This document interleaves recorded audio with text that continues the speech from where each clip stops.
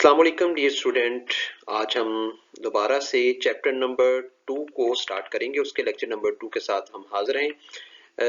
Chapter number 2 के lecture number 1 के हवाला से अगर आपके कोई क्वेश्चंस हैं, क्यूरीज हैं तो आप मुझे मैसेज कर सकते हैं या ग्रुप में मैसेज कर दीजिएगा, मैं उनके आंसर कर दूंगा।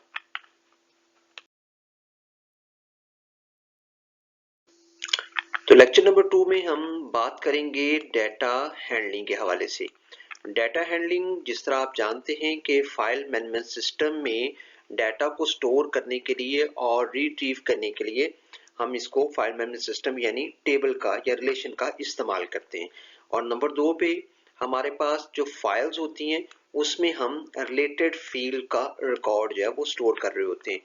और नेक्स्ट हमारे पास है कि फील्ड रिकॉर्ड में हम जब फील्ड में जब रिकॉर्ड को हम स्टोर कर रहे होते हैं तो उसकी जो लेंथ होती है वो फिक्स्ड होती है या वेरिएबल होती है। इसको चैप्टर नंबर 2 के लेक्चर नंबर 1 में हम देख चुके हैं कि फिक्स्ड लेंथ और वेरिएबल लेंथ फील्ड क्या होती है। नंबर 4 पे अगर हम बात करें तो हर फील्ड का एक मेमोरी एड्रेस होता है और उसकी एक लेंथ होती है। यानी हर फील्ड का हमारे पास एक स्टार्टिंग मेमोरी होती है और उसके अलावा उसकी एक प्रॉपर लेंथ होती है। इसको डायग्राम की मदद से समझते हैं। यहाँ पर हमारे पास ये एम्प्लॉय आईडी की एक फील्ड है जिसमें हमने 0001 का एक रिकॉर्ड जो एंटर किया हुआ है। अब हमारे पास इसकी जो लेंथ है उसको अगर देखें तो 4 बाइट, यानी इसकी जो लेंथ बन रही है वो 4 बाइट बनती है। और अगर इसके स्टार्टिंग मेमोरी एड्रेस की बात करें तो इसका स्टार्टिंग मेमोरी एड्रेस है 1 और ये 1 से लेकर तो 4 बाइट तक जगह को स्टोर करवा रहा है। अब 5 से लेकर आगे जो है 25 तक जो स्पेस है, जो लेंथ है, ये नेम की फील्ड को हमने दे रखी है और इस तरह ये सिलसिला चल रहा होता है।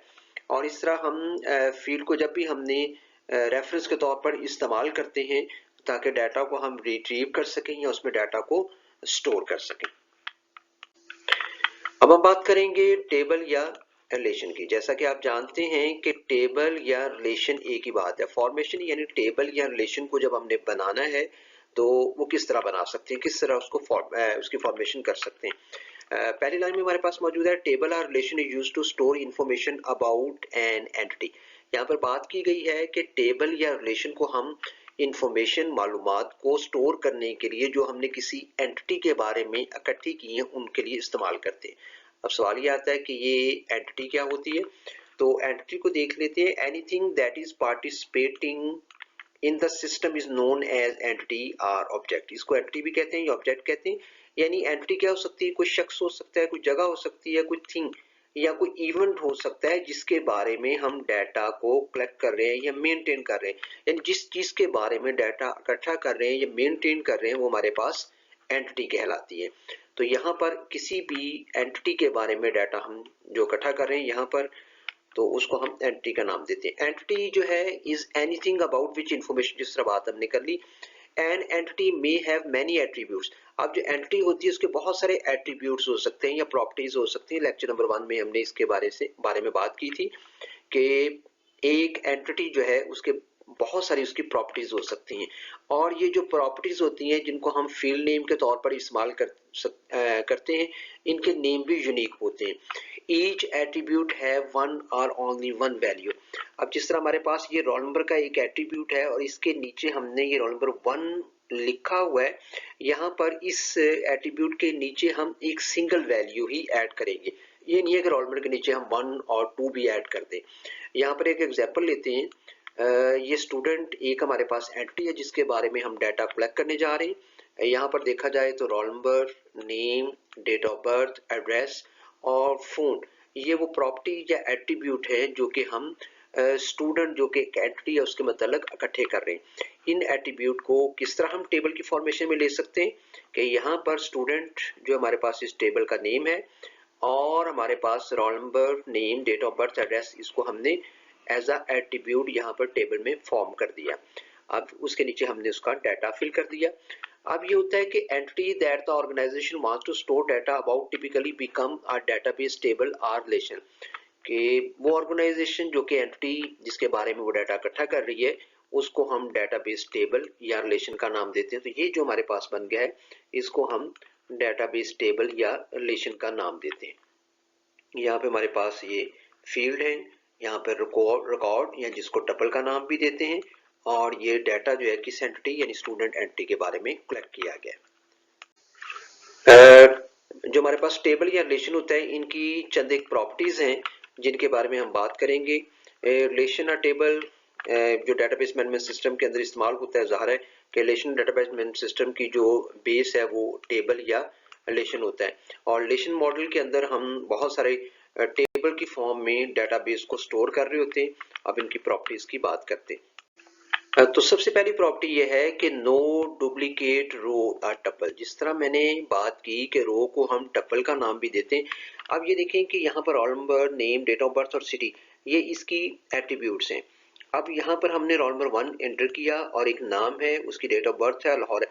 अब हम चाहते हैं कि इस रो के अंदर, यानी इस रो के अंदर, जिसको मैं थोड़ा हाईलाइट कर देता हूँ, इस रो के अंदर रिकॉर्ड जो है वो यूनिक रहे, ये डुप्लीकेट ना हो। तो इस चीज के लिए हमें क्या करना पड़ेगा कि रोल नंबर को यूनिक रखने के लिए इसको एक प्राइमरी की देनी पड़ेगी, ताकि जब भी हम रोल नंबर 1 किसी को असाइन कर दें तो अगली रो के अंदर वो रोल नंबर 1 किसी और को असाइन ना किया जा सके, जिससे हम डुप्लीकेशन से डाटा को बचा सकते हैं।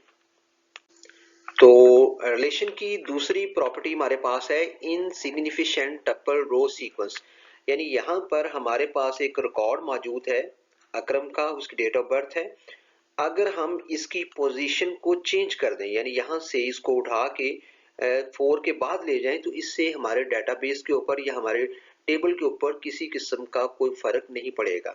यानी अगर हम इसकी लोकेशन या इसकी पोजीशन चेंज कर दें, तो पोजीशन चेंज करने से इसको डाटा को रिट्रीव करने में या इसमें नया डाटा डालने में किसी किस्म का मसला पेश नहीं आएगा। तो ये मैटर नहीं करता हमारे पास कि हमारा रो जो है उसकी पोजीशन क्या है, इससे हम हमारा रिकॉर्ड जो है वो चेंज नहीं होता। और जिस तरह हमने बात की कि नंबर 3 प्रॉपर्टी पे चलते हैं कि रो का रिकॉर्ड चेंज करने से फर्क नहीं पड़ता, इसी तरह यहाँ पर हमारे पास एक एट्रीब्यूट नेम और उसके अंडर ये डिफरेंट लोगों का रिकॉर्ड हमारे पास मौजूद है। इसी तरह इसकी position, the sequence of the attribute in relation is insignificant, कि उसकी एट्रीब्यूट की जो तरतीब है टेबल के अंदर उससे फर्क नहीं पड़ता, और इसको किसी भी ऑर्डर में किसी भी तरतीब में हम जो है वो रिट्रीव कर सकते हैं और इसमें डाटा को एंटर कर सकते हैं। तो ये हमारी थर्ड प्रॉपर्टी थी। टेबल या रिलेशन की लास्ट प्रॉपर्टी है atomic value in a column और एट्रीब्यूट। जिस तरह हमारे पास रोल नंबर का एट्रीब्यूट है, नेम का एट्रीब्यूट है, इसके अंडर अगर हम जाएं तो नेम के अंडर इस कॉलम के अंदर, इस सेल के अंदर हम एक ही नाम लिखेंगे, एटॉमिक वैल्यू डालेंगे। ये नहीं कि रोल नंबर 1 हमने दिया अस्कर को और इसके साथ हम अकरम की वैल्यू भी डाल दें, तो ये पॉसिबल नहीं है। यहाँ पर वैल्यू को हम डिवाइड करते हैं एटॉमिक वैल्यू के अंदर, तो एक सिंगल वैल्यू ही हम एक एट्रीब्यूट के अंदर, एक सेल के अंदर डाल सकते हैं। तो ये हमारे पास टेबल की या रिलेशन की प्रॉपर्टीज थी जिनके बारे में हमने बात की। आई होप सो आपको लेक्चर की समझ आ गई होगी। इससे रिलेटेड अगर आपके कोई भी सवालात हों तो आप हमसे ग्रुप में मैसेज करके पूछ सकते हैं।